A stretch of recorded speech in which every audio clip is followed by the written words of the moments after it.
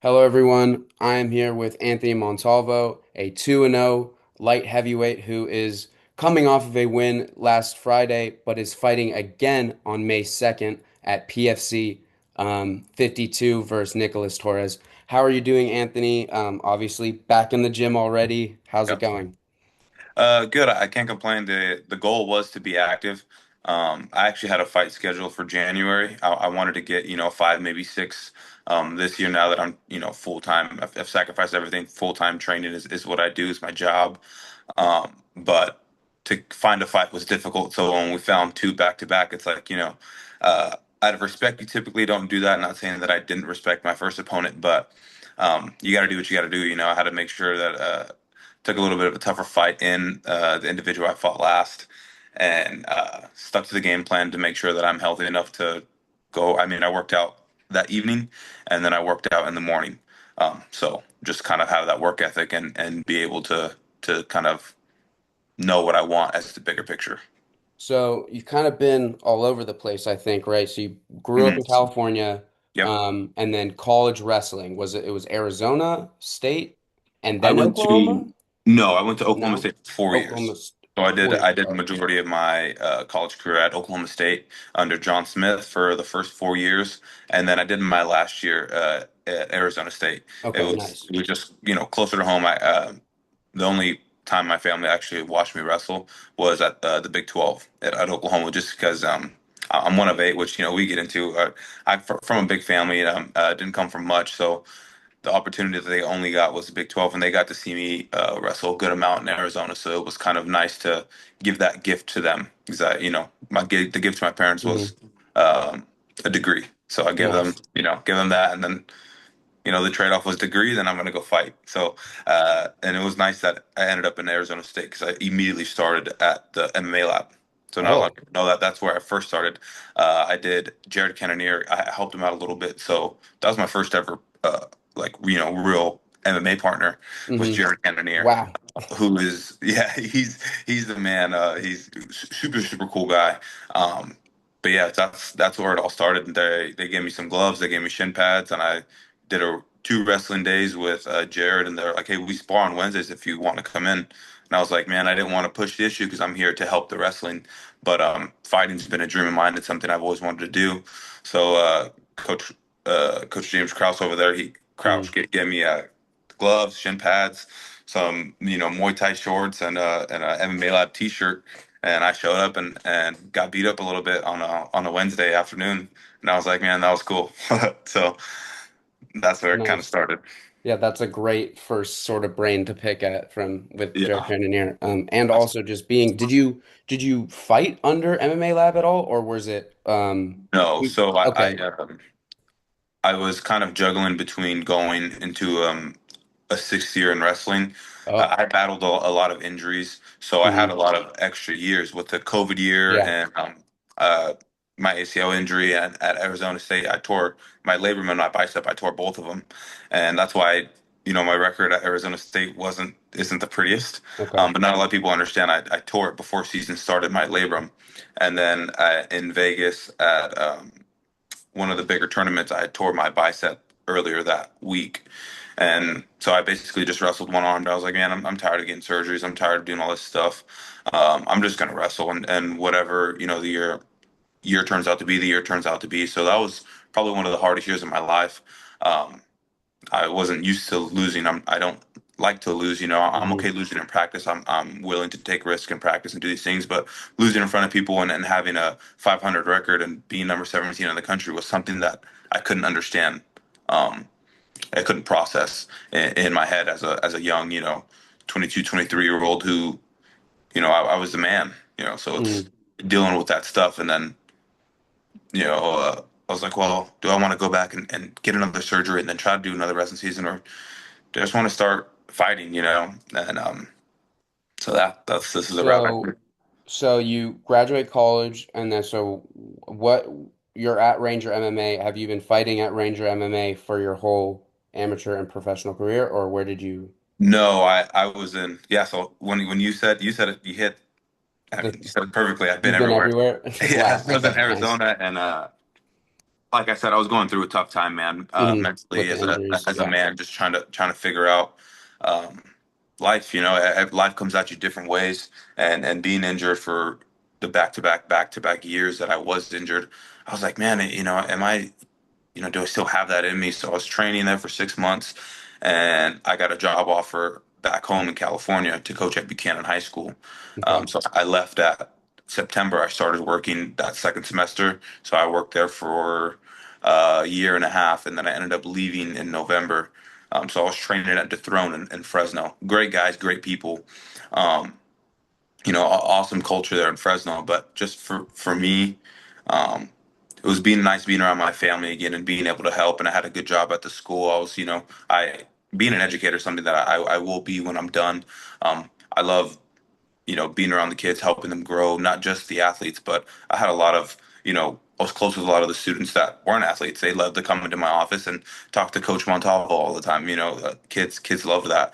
Um, I had a big influence at the school, and that was didn't know something that would be a passion of mine. So I know I want to go back to it at some point. But the time in California, I was waking up at 4 for my first workout, working the whole school day. Which, if you work at a school, you're there all day. Yeah. You know what I mean? They like there's no, on lunch, and it's hard because you want to go off for lunch and go get something, but kids want to come talk to you and they want to ask for help, and I'm like, man, so I stayed on campus all day, and then right after that, I'd coach wrestling practice at Buchanan. So I'd wrestle with the kids or coach the Mm, practice. Sometimes I'd be at the school, or sometimes I'd lift in the morning at the school and let the kids come in and lift with me. So there was days, man, I was at the school at 5 a.m. and I wouldn't leave till mm, 6 p.m. mm. And then I'd go train for another 3 hours and then wake up and do it over again. Yeah. So it was kind of just like, dang. And then, again, I love to throw in great place. I mean, awesome people. But as far as partners for me, it was kind of tough. And I know being a bigger athletic, kind of aggressive guy, it can be hard to find partners. And Mm, I just thought, coming from such a high level of wrestling, my whole career of wrestling at a very, very high level. And then my first partner was Jared Cannonier, Benson Henderson. I did Kelvin Gastelum's camp for Sean Brady. Like, those are my first partners. And right. those guys are world class. So I was like, man, is this something that, can I make it happen here? And I didn't know. And again, just juggling that. And I've learned so much and grown so much as a man in my understanding. I actually stopped fighting. Oh. Uh, After my first professional fight, did it in California. And I was like, you know what? I have struggled before, and I've dealt with it, and I can articulate it and move through it now. But with alcohol, and I've that was one of my Hmm. vices as a coping mechanism through injury and through life. And I would drink and be unhealthy. So if it wasn't during season, man, it was a roll of the dice, man. You caught me outside, I could either be a good guy or Right. you're not gonna like me a whole lot. So. Um, but just I completely cleaned up my life throughout the time being back home, being with family, figuring out what really matters to me, and I was able to help my family out a ton, which I still am, and so I stopped fighting, thinking that what, that's it, I'm going to be a family man and do this and prioritize things, and everyone was saying how much of a great job I was doing, but I always felt something was missing. I'd go home and I'd be like, man, I had a nice apartment in California near Buchanan High School, living with my buddy, and we had, I mean, beautiful spot. And I was just like, man, what's wrong with you? You're so blessed, you're so privileged. You're helping your family, and see them all the time. I'm helping my family out, working at the school, doing good things, being a great coach. Hmm. But why aren't you happy? And I sat and prayed and watched a lot of sermons, and then next thing you know, a lot of stuff was taking me to telling me take a leap of faith. Go and jump and try to figure something out with your life that makes you happy. And then Kyle Crutchmer, who he went wrestle at Oklahoma as well. He's the head coach for The owner, right, and coach. yes. Yeah. And he was like, "Hey man, I don't think you should quit. You have an opportunity out here in Dallas. We'd love to have you." And it was him. And then I was on the phone with Nick Piccinini, who we went to college together, and then on the phone too with Jacoby Smith, who also we went to college together. They all called me, and we're kind of, I'm taking these back to back calls, and they're like, come out here, give us a chance. Don't give up on yourself. It's us. It's just similar to how it was in college. Like it's your boys. We got your back. And and one thing about me, man, I'm a ride or die. I said, all right, I had those tough conversations with the school and the wrestling and with my family. And I threw everything I owned in a U-Haul, stopped work, I, quit my job at the school and drove out here. I Mm. got an apartment without even, without looking at it. I was like, this place looks cool. If I'm gonna live in Dallas, I might as well live downtown. So I live downtown, got a whole, got this apartment, and it was just like, well, now I live in Texas, and it happened that fast. So since November, I've been full-time training, and like I said, we're Right. trying to find fights earlier. But yeah, I know that was long-winded, but it's No, there's a that's a lot, man. great This answer. story, No, yeah. yeah, So the story goes deep, basically man. to summarize that, the first five fights, pro and am, the first four and the first pro fight, you were Mhm. all at you were all in California, obviously at Yes. 559 fights. Yeah. Obviously in California. And then you in November you moved to Dallas with which I was looking at Ranger and I was like, this is a very peculiar like group of names. It's a small gym on Tapology, but Yeah. extremely strong. Like Yeah. extremely strong, right? Like Piccinini, Chasson, and Smith. I mean, Mhm. Smith and Piccinini are 100% prospects. I know Piccinini with tough loss, great fight. Yeah. But but yeah, and obviously Smith, we could talk about that later. Yeah. But yeah, I mean, so you found it's like these are people that you knew from college and you're now with them Yeah. and I know the performance at CFFC might have not been what you were, what the fans could see from, probably in the Mhm. stadium and from watching at home was you were not pretty upset, but you were a little upset. You're like, I Yeah. think you wanted the finish. I think you either wanted like a grounded pound or a submission, but Yeah. that didn't happen. Shane Marshall is a tough guy making Yeah. his pro debut, so he was hungry, right? He's extremely hungry. And it's more in his hometown area. Mhm. So I think it was a great performance. How did this switch to this gym prepare you for like a step up in competition Uh, at CFFC, which is a better yeah. promotion than 559 fights, Yeah, 100%. CFFC is awesome. They, love 559 fights. Amazing I was too. able to sell tons of tickets there. It's my home area. Be able to Hmm. fight in California, but CFFC I knew was a little bit of a step above as far as the competition. I mean, it's a great promotion. The guys that have come out of there. I mean, talking about preparation, just I know they said it on air, but my corner, Ramiz is someone who he doesn't have to do what he does for me. They live in Dallas as well, and he comes down, a couple days a week, and honestly, he mentors me a lot and he helps me a lot, and he was actually the one who changed my mind on my performance. He's like, hey, you know how hard it is to go up a weight and go dominate someone who's good, so Exactly. kind of having those years, those seasoned years. Wait, up a weight? Yeah, I fight at 85. Oh, That's that is horrible research by me.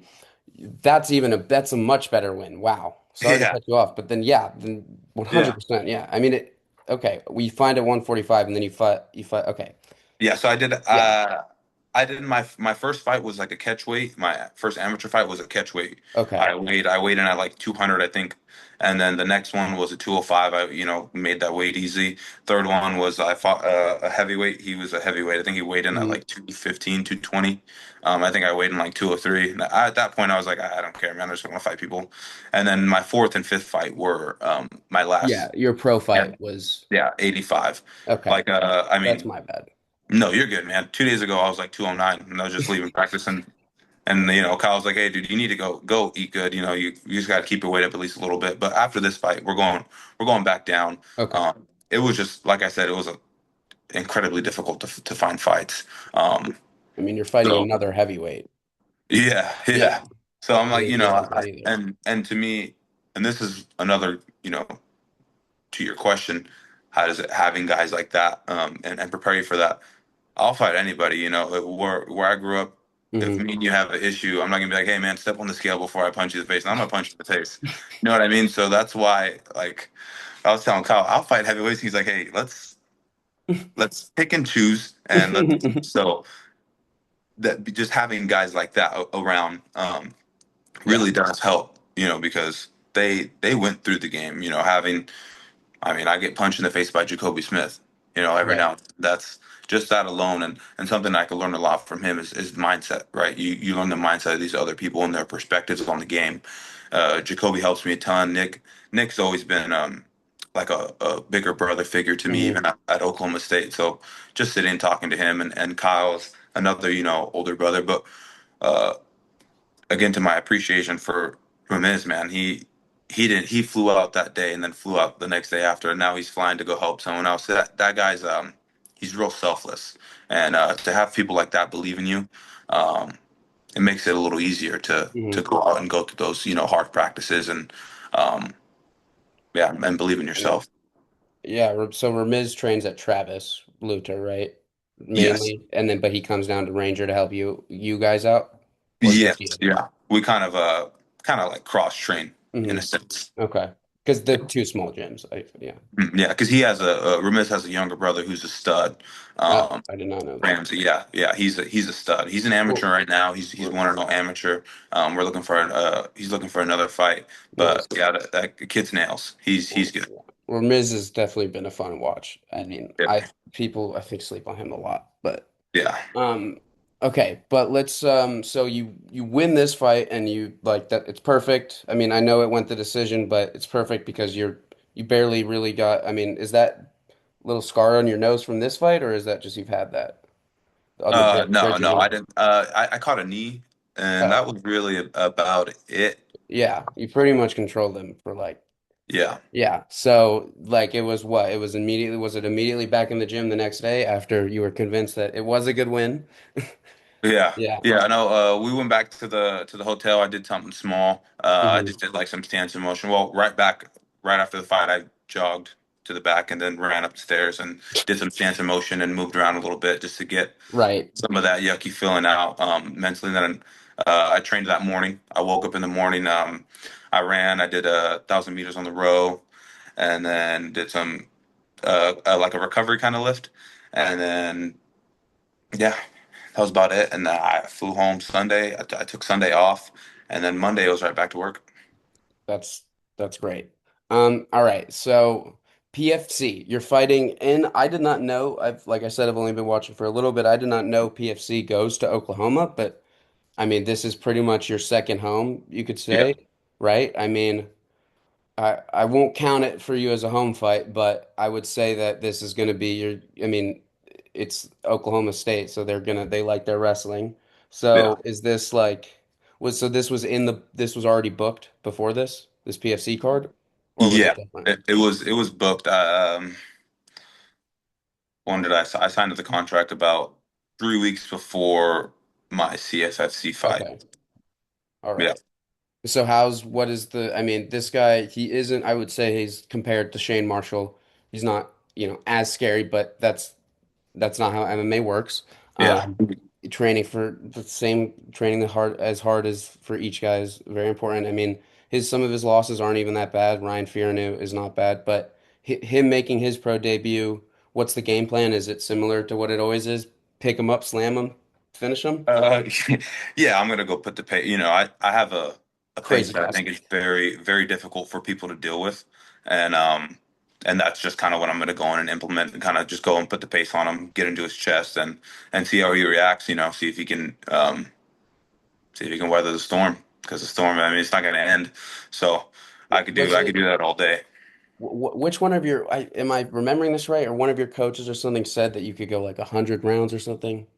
No, so I mean that's crazy. But one thing we do have me do often. I do 10-5s, but I'll have rotating partners, and Right. they won't. That's what, yeah. They'll go with other people as well. But usually before they go with me, they sit and take one off. So then they Hmm. come in, and when they come in with me, they're pretty fresh. Um, and I just got to go get them. So it gets pretty Hmm. crazy. I mean, yeah. And I'm not, the thing is, people are like, oh man, you don't get tired, you don't get tired. It's not, and I've said this in some wrestling interviews too. It's not that I don't get tired. Obviously, I have those feelings, but at Oklahoma State, man, they taught you how to wrestle when you're tired. Like, the Hmm. wrestling don't start until you're at that tired point, Yeah. because the drilling and the this and the that, it's also difficult. And then it's time to go live. And then, John's I would always have two different partners, and one for the drilling, which my goal was to break them in the drilling, and then I'd have a partner for live, and I'd try to break that partner in live. So it's kind of just something that has always been instilled in high school. I usually had multiple partners as well, Um, again, I've just been training at such a high level since such a Yeah. young age that those feelings of tiredness and all those other things, it's I know if I'm feeling it, you're feeling the same way, and the goal is just to try to break. And that's sometimes people get that one off or a couple off, and I'll look at during the go. I'll take someone down and kind of look, and I know Hmm. who's going to get me next because they're the ones sitting out, and it like fires me up to go get them because I know that Yeah. yeah, they think that they're gonna they have an advantage on me or something. It's just kind of it's all in the head, Yeah. man. I It's mean, it's just a crazy thing. at the end of the Marshall fight, like you were sweating, like you're not like Yeah, inhuman. Like I think it's a little. I think I get what you're saying. Like it's like more like yeah, like my body's tired, but more mental and like you can just you'll yeah, train so hard that you can keep going. But yeah. talking about like the training as well, talking more about the gym in sense like this, you know, I hadn't heard about it until looking into you, but it's a small gym, but like it's very strong. Like, what is it like? Not, I mean, Nick Piccinini, high level guy, Dana White Contender Series alum, and then Macy trains there, right? Yes. And so she ranked UFC fighter, and then you have obviously coach is ex Bellator, and then obviously the sort of the gem right now is Mhm. Jacoby Smith. So what is it like, as you an up and coming aspiring fighter with 5 of 6 wins by finish, getting these chances in the promotion? What is it like having these guys to look up to, these guys and girls to look up to, and like know that you're right there, but like seeing that the work that they do. It's just knowing that because sometimes you're on TV and like, man, these guys probably do something great. Like, no, we're all normal people, you Hmm. know, and you kind of get in a routine. And I can look to my right, and next, it's just kind of like all rising tide lifts all ships, Hmm. right? So these guys are busting their butt. We have coaches that know what they're doing. We have coaches that fought at a high level. People that come in to train with us, and kind of showed everything. We all kind of pick off each other's brain because some areas that I'm really good at that I've translated to MMA. There's areas that Jacoby's really good at that he's Hmm. translated to MMA. Nick, Macy with her stand up. We have Ryan Benoit, who's one of our striking coaches, Yeah, who's I didn't fought mention him. the who's who, and being able to learn from those guys. So sometimes it's when you're in a one of those bigger gym, you have and as a coach, I learned sometimes you have to preach to the choir, right? We Mm, can do as much as the lowest level guy can do, right? But when you're in a gym like this where it's small, it's very intimate. We have very small groups. Man, the ceiling doesn't exist. Some of our practices, we're in there, man. It's 3, 4 groups of people, 8 people total, but it's it's just like you don't want to switch with anybody. You know what I mean? right. It's just a crazy environment. We have some other guys that come out and train it and help me out. Um, some bigger guys that are good, man. And it's cool having such a small team because we all kind of have each other's back, Mm, right? There's no animosity, there's no competition against each other other than to make each other better. yeah, And we're all so close, like the core is so close, and everyone else that comes in, it's a family. Jacoby brings in and has his kids with them sometimes. You know, it's nice. Coach Kyle will come in and his kids are there, so it's it's a family. Nice. And that's the nice thing about having a small team that has real love for each other before the Mm, accolades and before the yeah. fights and before this. We had love for each other before that. Mm. All right. Well, wrapping it up here. So game plan for the fight is probably as usual. Don't want to give too much away, but what's the game plan for after? Is it take a little bit of a break or is it whatever comes next? Like you're gonna go down to 185, so maybe a little bit of a break or Uh, yeah. So that's another thing where again, that's why you have the people that you have around you that have been there, done that to kind of help guide your way. yeah. Um, I'm a soldier, man. I'll run through a wall if they tell me to run through a wall. So I'm gonna, come back. Maybe I'll take a couple days off. Probably let my body heal. I'll do some recovery stuff, and then it's back to work. I know we're eyeing Jacoby's eyeing a couple things Right. for the UFC and in his upcoming bouts, and it's my job as a teammate and a brother to go in and help him train. Cool. So that's my next thing. After me, it's focusing on my teammates, and then until we can hopefully find somebody at 85 that's Yeah. willing to take this ass whooping and get rolling and or Yeah. shooting for Dana White Contender Series or even an outright being signed Yeah. hopefully by next year. And I think that I Awesome. have the abilities and the talent to get signed without Mhm. having to do the Contender Series. I think I have that kind of ability, and I think I can resonate with the fans and people like once people see who I really am, they think they'd enjoy that and enjoy my style of fighting. Yeah, I 100% agree. I think when more less casual fans start to see the type of fighter you are, they will get behind the train as well. But yeah, I think obviously, not rushing after this one, you don't need to, but I do think it would be great to see five or three more fights this year from you. And then also, I think it would be cool to see Jacoby in Oklahoma. Obviously, they Yeah. just announced Oklahoma, so it's probably shooting for that, I hope. But yeah, I mean, any nicknames you have or anything like that? Uh, no, we're.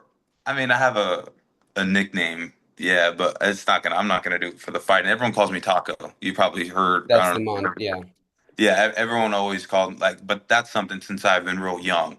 My Hmm. last name is Montalvo, so everyone jokingly call me Montalco. All right. And then once I There got you to middle school, and when you get Facebook and Instagram, go. Hmm. when I first got it, I was like, oh, Anthony Montalco. People were like, oh, that's your last name, and I was like, no, no, it's just.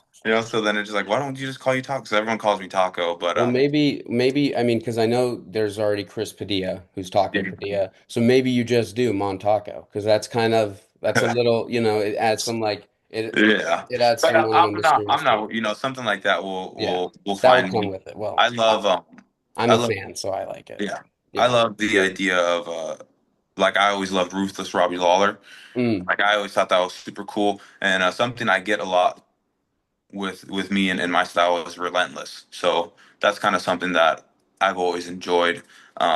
But something will stick when it comes, and Hmm. I'm not trying to force it. I don't want to be a guy that's you know Yeah. faking it or everything. Everything about me is real, Yeah. and I see it's that. all authentic. So All right. Well, I mean, I'm really excited for the fight. For those that don't know, it's PFC Peak Fighting Championship. It is pay-per-view. I wish it was free because they put on some great yeah. shows, honestly. Um, it's a great little organization. I did not know that they traveled, but I think it will be a great show in Oklahoma. A lot of Mhm. fight fans in Oklahoma for sure. Um, but yeah, I mean, any sponsors you want to shout out? Anyone you want to thank? Anything you want to say? Just wrap it up. Uh, No, no, I wasn't didn't come prepared with anything in specific as far as Okay. shout outs. Just people that that have backed me and supported me and helped me believe in myself and this dream. I sacrificed everything to come here, left my family. Hmm. So the biggest shout outs to them. They trust me and allow me to do this. All right.